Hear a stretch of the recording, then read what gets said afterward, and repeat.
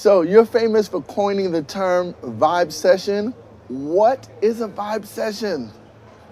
Yeah, so a vibe session is a disconnect between consumer sentiment and economic data. So it's the idea that people are feeling worse about the economy than the economy would suggest. There's a lot of reasons for it. Structural affordability is a big one. Like there are reasons that people feel bad: housing crisis, elder care, childcare cost. One could point to media headlines as also being a reason that people feel bad.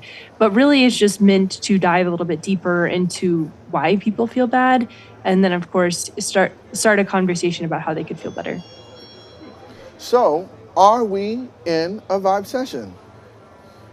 We have been in a vibe session, I think, for a while now. The piece came out about 2 years ago, and it was worse then.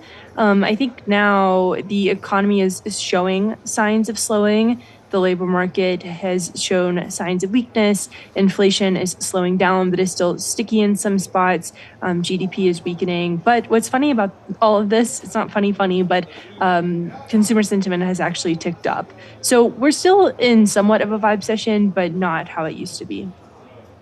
So why are we seeing such a disconnect between the realities of the economy and the realities of how people feel?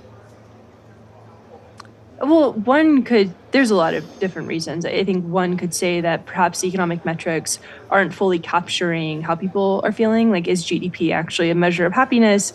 Probably not, right? It is a measure of consumer spending, and maybe spending is a measure of happiness. But I think there's a lot to say about like the numbers that we're using. And then I think also we are sort of in a time of immense uncertainty, and immense uncertainty is going to come with an element of doom and gloom. And so I think that also has a big part to play. So what's the one thing that you think most people are misunderstanding about the state of the economy right now?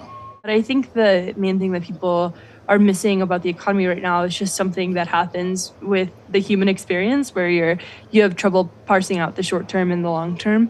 So I think a lot of people want the problems that we're facing to be fixed right now, but the housing crisis is decades in the making. Inflation has been, a 5-year, 4-year long problem. The labor market is cyclical.